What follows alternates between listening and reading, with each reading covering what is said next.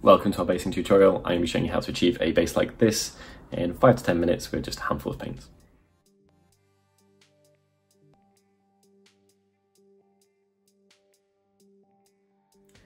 Welcome to our limestone basing tutorial. So we're going to be painting this base in this tutorial. We've already seen it works out really nicely on our stormcast model for his NMM and his black armour. You can check links that will pop down below. Basing is a really important part that you can bring to any model. Really influences how the figure on top of it looks. This one's going to be super simple. We're only using a handful of paints and it shouldn't take long at all. So if you like it, please like it, and please subscribe to see more of our future content, and give us any suggestions you like at all, because we do write all of them down. We take note of them. They're in a big spreadsheet, and whichever ones get liked the most or requested the most, they're the ones that we're the most likely to do in the future. Okay, so before we begin, this is important. So this has been sprayed with monitor and varnish. Any other spray varnish is fine. The GW sprays really don't muck you about, and they behave very reliably in any temperature or humidity or stuff like that. This is going to keep our sand on our base. It doesn't matter if we're washing it a lot or putting anything wet on it or aggressively dry brushing it. It is going to make it impervious to moisture, which means that if you were to do this with watered down PVA, which is the normal way of approaching things, in these following steps you might find your sand leaving. So top tip there, monitor and varnish before your spray undercoat, and you've pretty much made your base indestructible. Alright, so we're basically going to be using all of the paints that we've used on the other parts of the stormcast. That was the beginning of this tutorial. So if you'd like to see him, he'll be linked below. Super simple black armour tutorial. However, here we're doing some limestone. So basically what's important here is that our recesses are interesting. You could do this slightly purpley, you could do it slightly reddy, you could do it anything, but we don't just want to be going from vanilla light, like dark beige, to light beige to white. We're not doing limestone as in cut beautiful limestone on floors. We're doing outdoor agricultural limestone, however you want to see it, natural. So we're going to be mixing paints while they're wet on our base, and these are going to come into play for the highlight stages. So what I recommend is grabbing a brush that has seen better days. This was beautiful, and then I dipped it up to the ferrule too many times over its history. And the approach we're going to be taking on this base here is, if it's recessed, it's going to be darker, and if it's raised, it's going to be lighter, and that's it. So it's a really simple rule of thumb. What we're going to do is place down our mid-tones and then work them together using plenty of water. This looks like a lot of paint, but we're going to be dabbing it everywhere, and to make sure that it gets diluted. Take it right to the edges and over the edges of your base. And it goes without saying, you should not be using a brush that you care about in a detail sense for this task, because it's not particularly good for them. It's a very abusive task. We can go and get water to even things out, but everything we're doing here is about speed. I could almost do this tutorial in real time, I think, if it wasn't for drying times of layers. It's extremely fast. It's a nice rewarding technique as well. You feel like you're playing with organic materials, which again, we're doing basing here. It's meant to be inspired by nature or whatever, so I think that's a perfect way to do it. This is the Doomball Brown.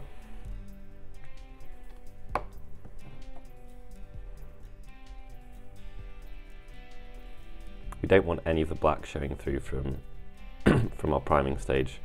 That's not what we're after. Okay, you can start seeing the blending appearing now. Nothing super smooth, but we're going to be covering it over, so it doesn't particularly matter if it's not the neatest thing you've ever seen.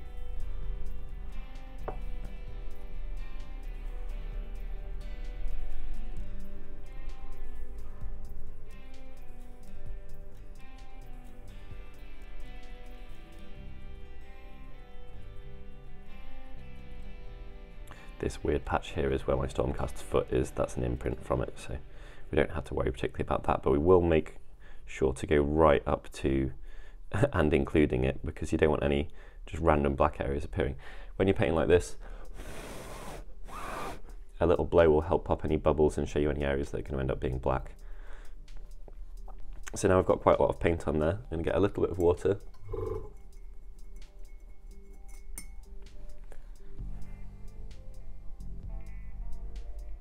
And just use that to fuzz things out, but this is also going to help make sure that we've not got any too thick build-ups. That may seem like a an ironic statement given that I've just gone on with neat paint, but it really works. This is a bit like using pigments, really. Very similar approach. And anything that doesn't look perfect, that's fine, because we're going to cover it over. So here we go. It's super wet still, so we're going to leave that for some drying time and come back to it, but that's a great start. And as I said, all we're following is slightly lighter on the raised areas, darker in the recesses. I'm actually going to catch this raised lip on the edge there because I've not done what I said I would. So raised, raised, and maybe you could say the edge of the stone was raised too. So as you can see, by definition, when you're working with wet on wet, you just have to go fast. There's no other way to do it that's acceptable, because otherwise it looks awful. So you are forced into going quickly, which is often quite a good thing. There we go. That looks very wet and very messy, but when we're dry, we'll come back and we'll polish it. All right, so now we're ready for the dry brushing stage. We're going to be using a small for this. Just work some water into the dampening pad there. Very important to work it in always. Especially with this one, we're not particularly looking to blend. We are doing more traditional dry brushing. Using this beforehand though, using this beforehand is just helpful for making sure that our brush stays nice, lasts longer, and it will soften things slightly if we're using any dry paints. And my ceramite white has definitely seen better days, so that may well come in useful. So the first step is take scrag brown. We're just taking a tiny bit here, work it into our bristles, and then any area that's got the doom bull on it, we're going to start off. This will be practically imperceptible because we're using a slightly lighter brown over a slightly darker brown mixed with this brown already, but it's an important stage now. It takes a couple of seconds, and then quite systematically going from left to right with our paints, take a little bit more.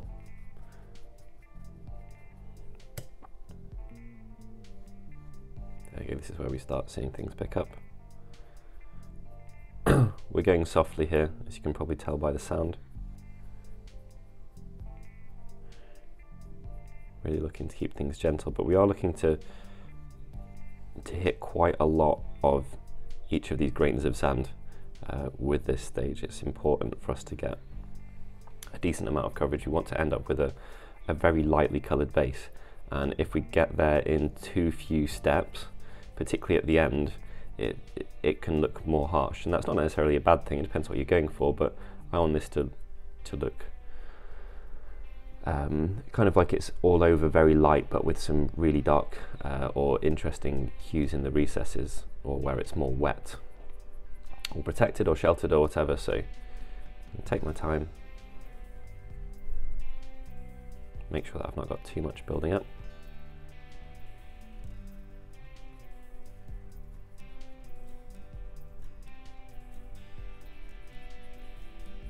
There we go, that's better. So you're better off proceeding with caution with this stuff always.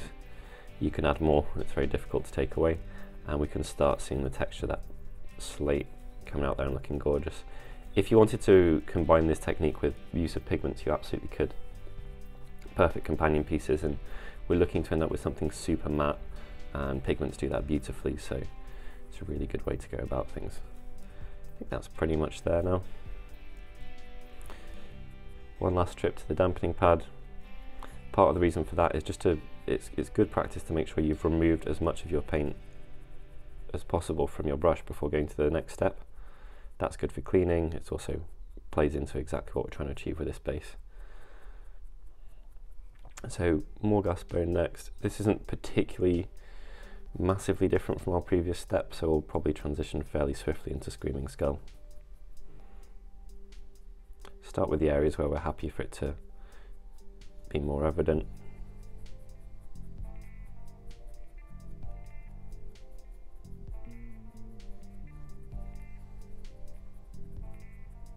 And like I said, swiftly into Screaming Skull, which I've already got on my palette.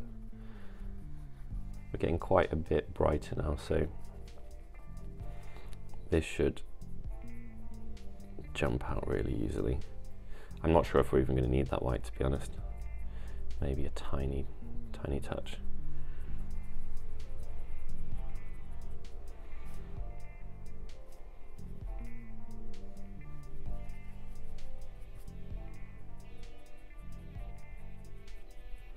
I'm going in one direction here, but that's not with a particular purpose. It's a base, so we're lit from all angles. If you want to do it with buffing, you absolutely can. It's quite a nice way to catch low areas like this in the rock that recess, therefore a bit harder to hit. I'm just going to try and remove the majority of previous colours we've got from our brush using the dampening pad in the back of my hand. You can use your texture palette as well if you prefer. This is to just make sure that the Screaming Skull layer I'm about to put on, I want to put it on as close to neat as possible to make sure that it comes off nice and bright. It's our final, or one of our final highlights. There we go, looking fantastic. So you could absolutely finish there. If you do want to finish there, skip the next steps, but I'm going to be putting down a little bit of a wash because I think it could have a nice effect on, especially that rock. We've got gorgeous texture, and we've picked it up in a highlighting sense, but we can get some more layers by just sneaking in some shading there, and that will really add to the final piece. If that is your army level base though, that's absolutely fine. It looks great. It's a really solid base, and particularly with a black model on top of it, or like a dark green or anything like that, it would really, really jump out. Okay, so time for a wash. I can do this all in real time because we get questions about how long various stages take us and things like that. I'm going to show you exactly how long it takes. So I'm going to pick a brush that is in a better condition than our sad size 3 we've used before. This is size 4. This is an amazing brush. If you don't have one of these, it is amazing what you can bring into play if you do use larger brushes. So just putting some water with it, and this is the step that was the cause of me really wanting to make sure that we varnished our model beforehand. If you do this, particularly given that we're going to follow it with dry brushing, it's a great way to agitate sand off. So we need to make sure that sand wants to stick around on our base.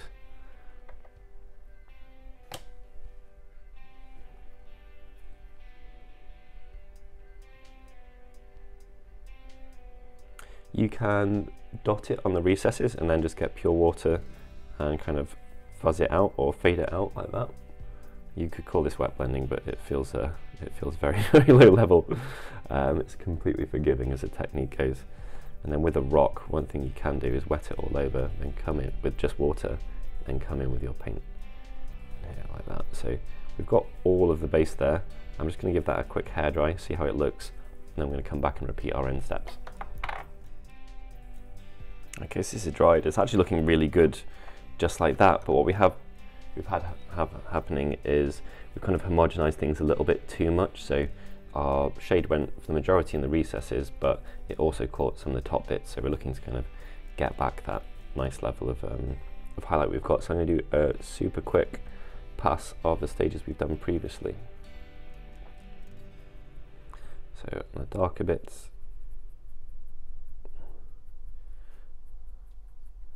getting with a very light scrag brown, transitioning towards Andrew dust.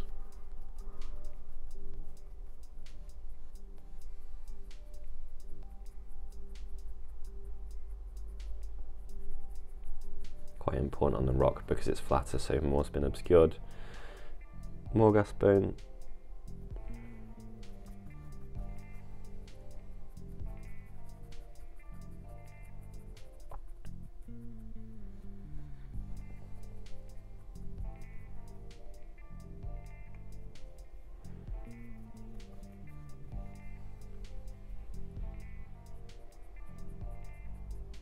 There we go. That's the stage where we kind of pull things back and then also get a greater level of depth than we had previously.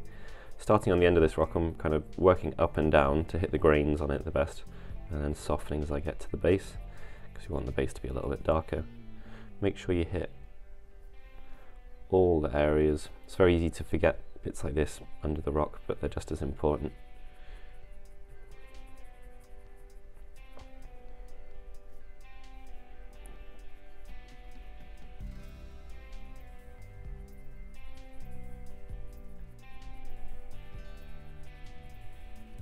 There we go. And that Screaming Skull is just so much more white than anything we've had previously. Now this is the final stages, so what I'm going to do is add in a little bit of our very, very sad ceramite white, but it is still active. Work it into the bristles to mix it with the Screaming Skull that we've got in there.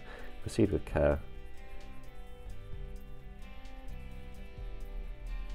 Hit our edges, going quite softly here. And then as the paint works off its brush, you can proceed with less caution, basically. All right, that's looking fantastic. So we have to black the base rim. Black is the only appropriate color. And put on some tufts, and then we're good to go. You could put some green washes in the recesses or purple washes in the recesses or something like that.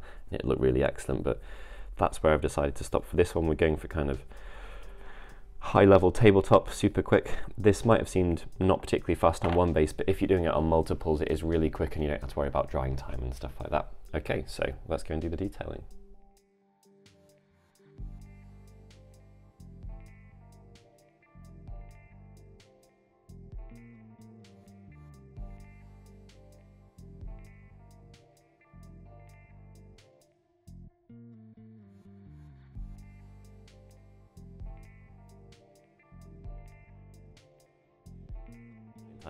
So this is the final effect of the base.